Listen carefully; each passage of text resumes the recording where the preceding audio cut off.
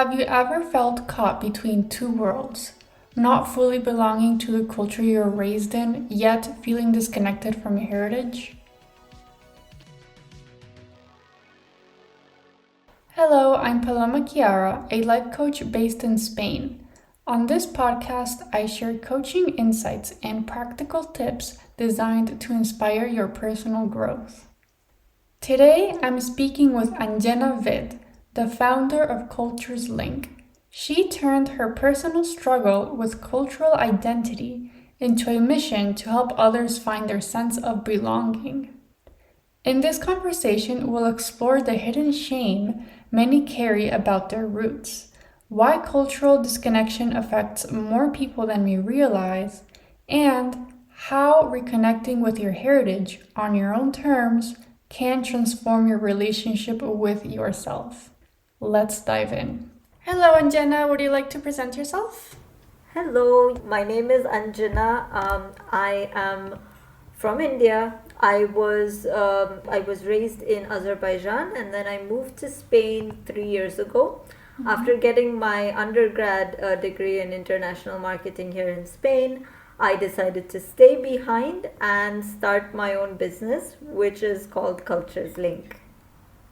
Can you tell us a little bit about your business? What does it do? Yes. So, Cultures Link is an online platform I started developing back in June 2024. It's essentially created to help people find their sense of belonging. We cater to people in two formats. The first format is B2B. So we sell an employee wellness program called Settle Well that is designed to help employees and teams communicate effectively across cultures. And the other service that we provide, which is a B2C service, is the Heritage Connection program, and that includes one-on-one coaching that is completely rooted in culture. So let's say you are an Indian, similar to myself, that was born and raised abroad, and you don't have much familiarity with your own ties, or you're feeling disconnected to your roots. You would get coached so you can overcome those uncomfortable feelings tied to your cultural identity. Got it. So for your B2C services, I'm curious, what process do you have planned for when a client comes in? So when a client comes in, we already have a set of cultural coaches that are on board, and we have them designated for each culture that we are targeting. So when a client comes in, obviously we would provide them with an intake form. We have one on our website, or if they would like to do a discovery call, they could do a free discovery call with us.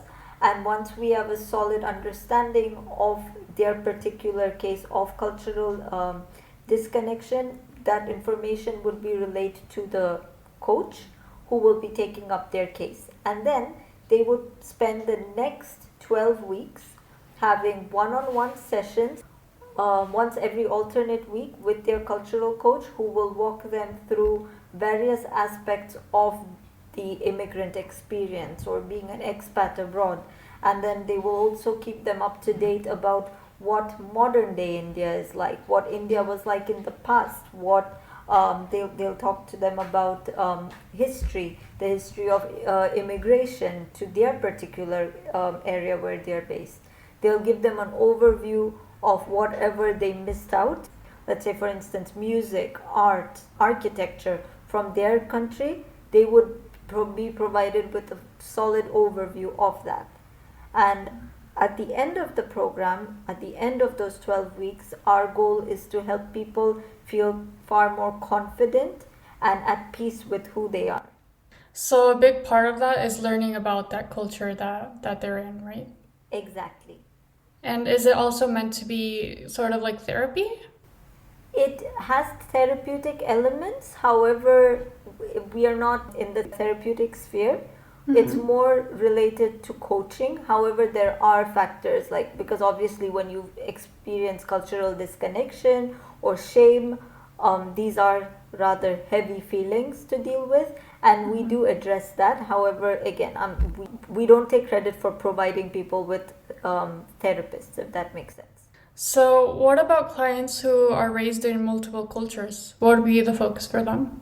So what our coaches would then do is they would ask them which culture they feel closest to. When we have the discovery call, we would ask them which culture do they feel closer towards. We spoke to this one person that's going to be trying out our program in the upcoming weeks. She is half Indian, half Cuban, and she's based in Spain. So she, despite the fact that the first few years of her life she spent in Cuba, and then she moved to Valencia.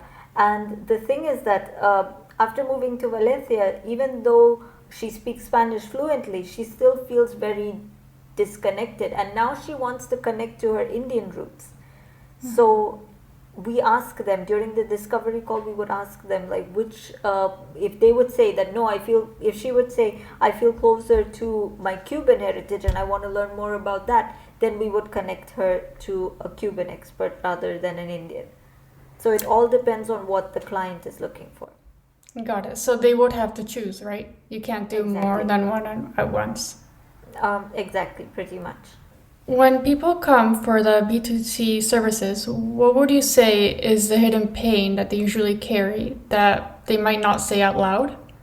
I believe it's difficult feelings tied to their identity. It's shame, it's discomfort, it's not being able to fit in, not knowing whether, and like feeling, not feeling welcomed enough in the country they're residing in, and not feeling like they belong to their home country either, because that was a common experience I had as well growing up, where I grew up in Azerbaijan, and even though I speak Azerbaijani fluently and I speak Russian as well, I was always treated like an outsider. But then when I would go back to India, I would be made to feel like I'm not Indian enough. So a lot of people experiencing difficult feelings with their culture have this issue and face this dilemma where they don't know where they truly belong. So that's a common pain point we've noticed. Yeah, that makes a lot of sense. So, what steps would you take to approach breaking through that? I mean, obviously, the steps to work through it would be to identify that they have an issue. And this is something that we've noticed a lot with Cultures Link, is that a lot of people don't really understand that they are facing cultural disconnection, and what they have is a negative thing, to put it bluntly. And this is something that needs to be overcome. So the first thing I think, and obviously, no, I do want to iterate that you can never be fully cured. We are not promising a cure to cultural disconnection, because you can continue to learn about your identity for the rest of your existence. And countries like India or Mexico or so many other countries in the world with ancient history are, it could take a lifetime learning everything about it. I think the first step is to identify that you have an issue, and to start taking proactive steps to really question yourself as to what made me feel like this. Was I bullied in school because the food that I brought in my lunchbox was, I mean, it smelled different and people looked at me odd? Was I made fun of because of the clothes I wore? Or did I feel ashamed when my parents would speak to me in my mother tongue because people made fun of my accent once? So asking themselves these kinds of questions and identifying the issue, I think those are the main steps. And then working through it, as I said, by finding ways that they feel comfortable with connecting to their roots. Yeah, that makes a lot of sense.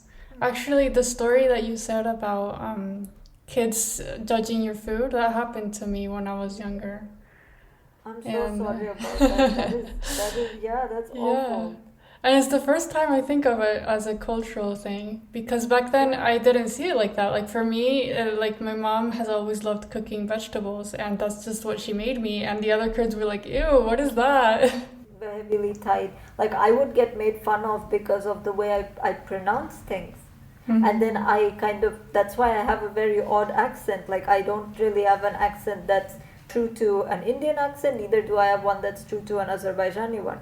So Yeah. it's just in the middle essentially. Yeah, I totally get that. And yeah, I'm curious about your story as well. Can you tell me a bit more about your cultural identity struggles and what inspired you to create this business? Yeah, so I essentially, to give you an overview of Paloma, is Mm-hmm. I grew up in Azerbaijan, as I said, and my parents and I moved there when I was a year old from India. And the reason why my dad decided to move me out of India was because I was diagnosed with a disability at birth. So because of that, I'm unable to walk and I'm confined to a wheelchair. And they thought they would be able to provide me with a better life in Azerbaijan. And that's why we moved there, even though it's not really wheelchair accessible. So it was a bit counterintuitive. It was quite a silly decision looking back. But regardless, so we moved over there, and as I said, like when I moved there, I had difficulties with my identity because I would visit India maybe once a year for like a month, and I didn't really grasp the language. We would speak English at home, so I never really got to connect with my roots as much. And plus, I was raised Catholic because my mom's Catholic, so I didn't even get to connect to my dad's Hindu side. So that really kind of pulled me away from my roots, and it manifested over the years where I constantly tried to prove that I'm Azerbaijani enough and that I'm closer to their culture, when in reality I should have just learned to like be happy with who I am and the fact that I'm unique in such a mono-ethnic state. Yeah, like, Yeah. but I still kept trying to fit in. And then that changed once I moved to Spain back in 2023. And then I just realized, like, when I came here, I started going to uni here. I started seeing that there were a lot of Pakistanis, for instance, that I managed to befriend, who knew far more about Indian culture than I ever did. And these people were raised in Pakistan. And obviously, we share a lot of, like, we share Bollywood and we share music and we share so many things.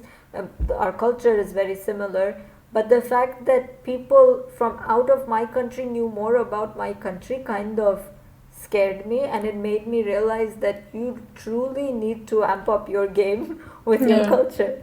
And that's what inspired me over the years. And then plus I got therapy for it, and I spoke about it with my therapist last year, and I said that I don't really know, there's something wrong. I feel like there's a sense of shame I have towards my identity. And then she was the one who actually highlighted the possibility of me experiencing cultural disconnection. And then I started looking into it, and I realized, I found studies, and I realized that there are other people all across the world who face similar issues, and this is not a new thing. People have been talking about cultural disconnection since the early 2000s, late 90s as well. There's like studies from Indians and Latin Americans highlighting this. I mean, South Asians and Latin Americans highlighting this for years and years. Plus, post 9/11 in the United States, a lot of Arabs came up, and they also spoke about how they felt like they were not Arab enough, and trying to prove that they are American enough in order to fit in and not get bullied or prosecuted, if that makes sense. Yeah. Yeah. Yeah, so I realized that a lot, that I wasn't alone in this, and I realized that there weren't any resources or platforms to help people address these issues.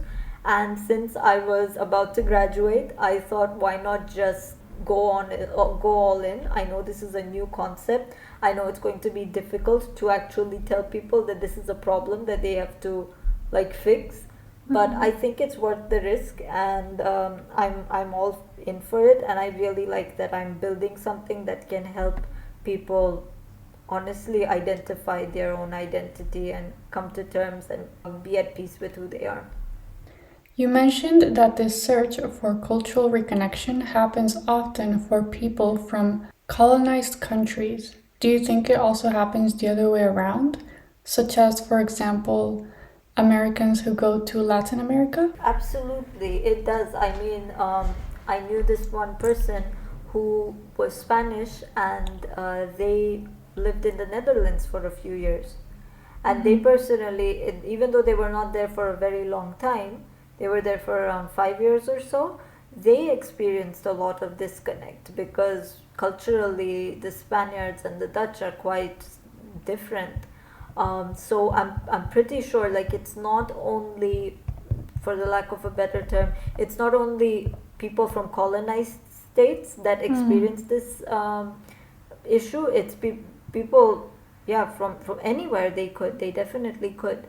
But I feel like when it comes to resources for people from minority groups, I feel like it's already limited, and I feel like that's why I wanted to create this platform to cater towards South Asians, Latin Americans, and then eventually branch out to Central Asia.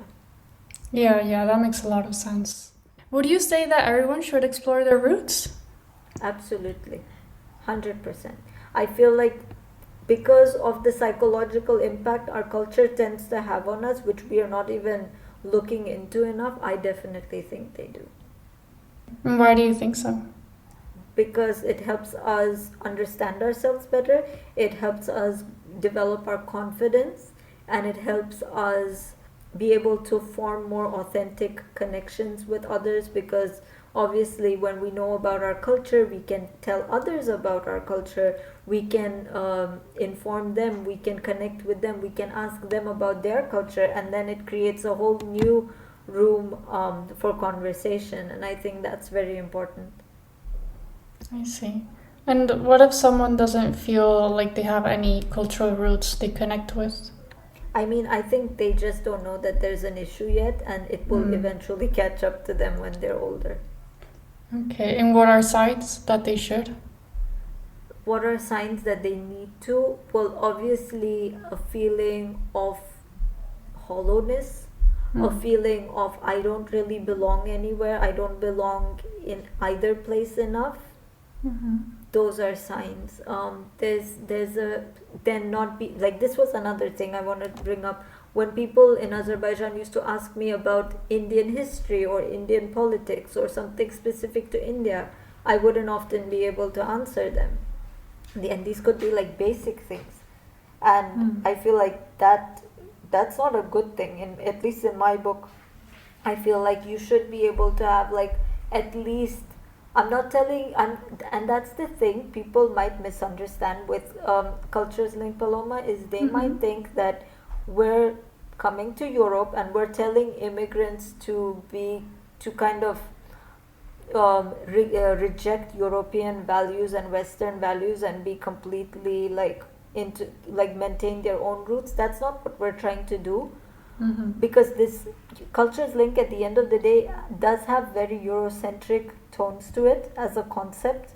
We are about wellness, we are about acknowledging things, which is not something that we really do back home in India, for instance. Because in India, many people still think that if you go to a psychologist, for instance, you're mentally ill.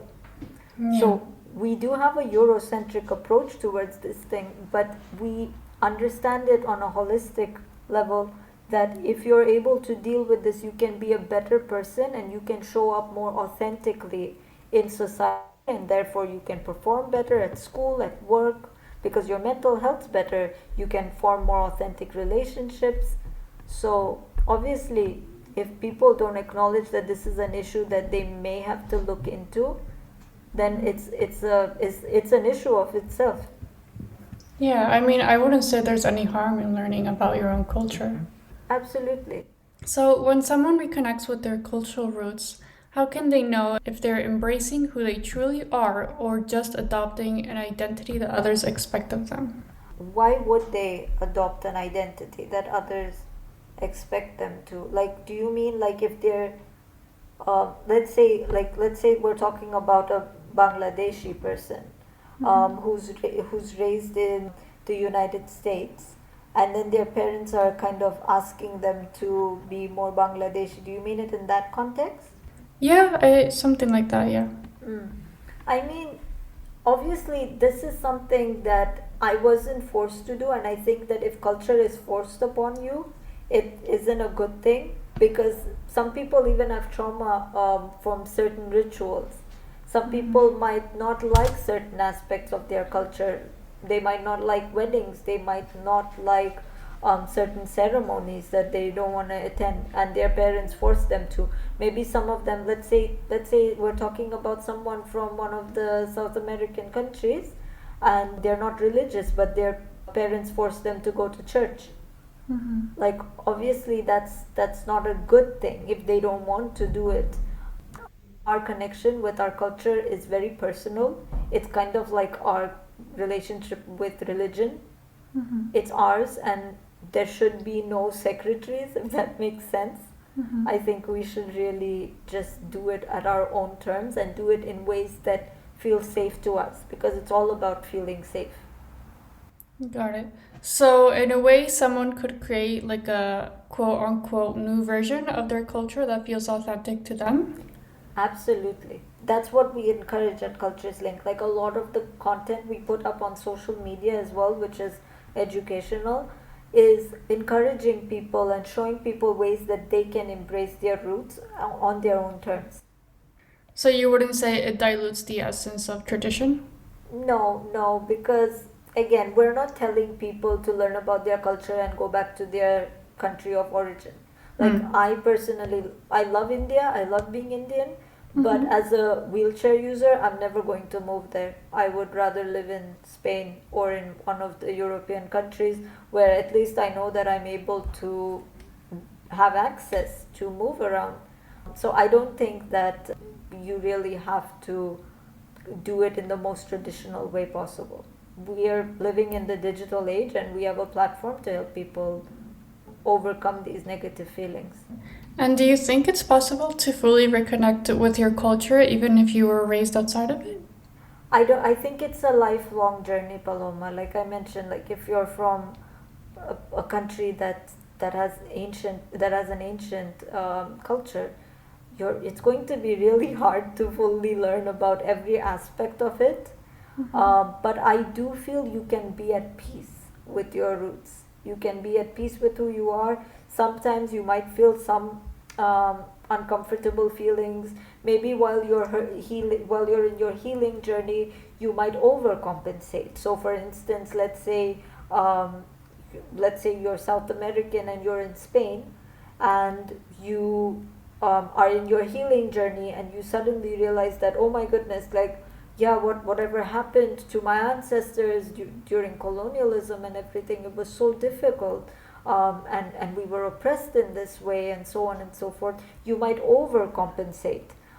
You might completely, let's say you could refuse to go to a Spanish restaurant, for instance. You might only choose to eat your own type of food, or you might refuse to interact with people who might have varying opinions on the ties between your country of heritage and Spain, for instance, right?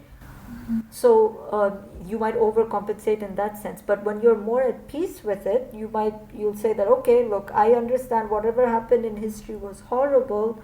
I acknowledge that, and things that are still happening, there are still forms of oppression that are left behind to linger.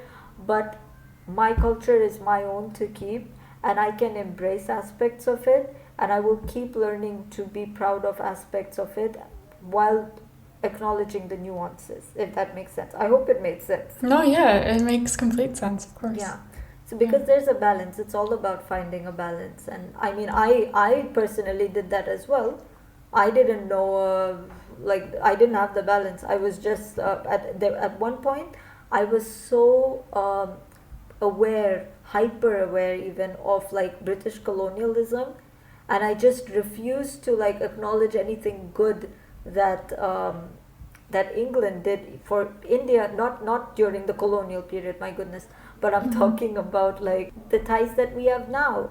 The fact that there's so many areas in the UK that are populated by South Asians in a positive way.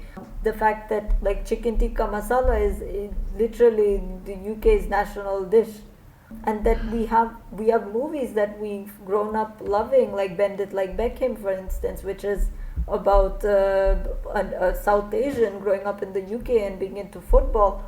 So yeah, it's like, and like I was rejecting the good things about it, and I was hyper focusing on the negative, and I don't want to do that. and now I'm able to like have healthy conversations with people from the UK as well about India and the damage that their ancestors did to mine. But I'm also able to just move forward and work with people from the UK to push Cultures Link forward. Yeah, I think for me, I wouldn't be able to choose a certain culture because I'm also a mix, but I don't feel like I relate to any of them. Where are you from exactly? I I was born in the US, but my mom is Colombian and my dad is Dominican. And Okay. I also lived in Mexico and in France. I see. That's Yeah. quite a mix. Yeah, that must be Yeah. overwhelming. Yeah, and I don't like, I feel like it would make more sense for me to feel Latin American, but I don't associate much with the music or the food, which I feel like are the one of the most essential things.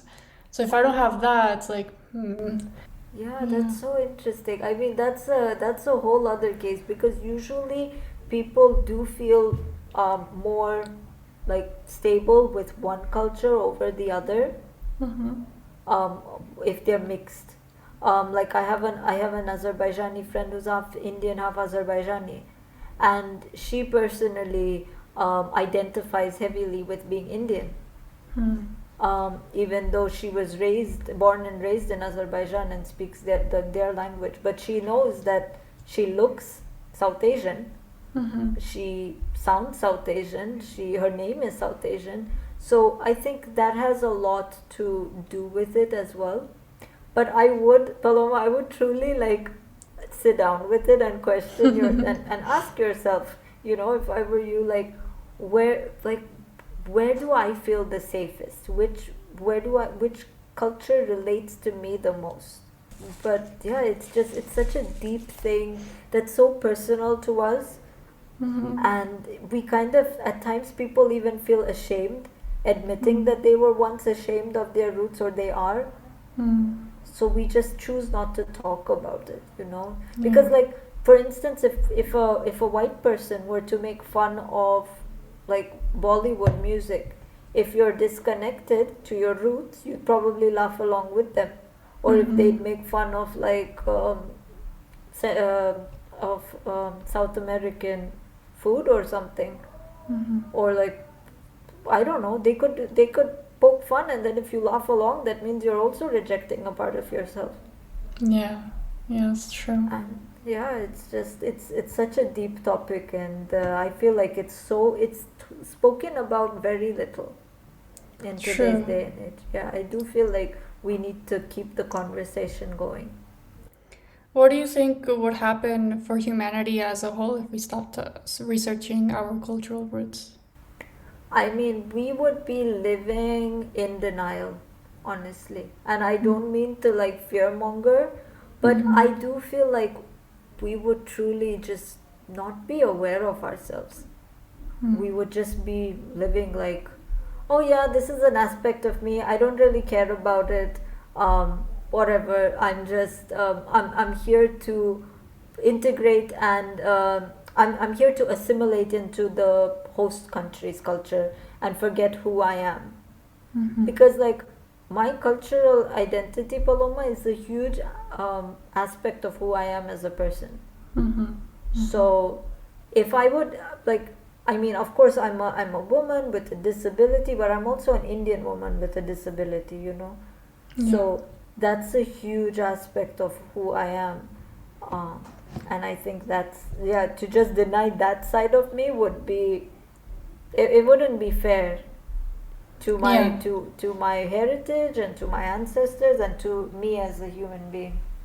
Yeah. Yeah. That makes sense. Yeah. Okay, so for anyone in that situation, would you have any advice to say? I would say, as I said, ask themselves questions, question yourself, identify how disconnected you are, what's causing the disconnect, where did it stem from, and what are the proactive steps you can take to build a better relationship with your heritage. Yes, those are great questions. Okay, so do you have any last words you want to share? No, I'm good, Paloma. Thank you so much for this. I absolutely loved your questions. Thank you as well. This is very interesting, and I have a lot to think about now. Yeah, definitely. If you need any tips or anything from my end, please let me know. I'm always here to support you with your journey as well. Thank you. Thank you. Same here.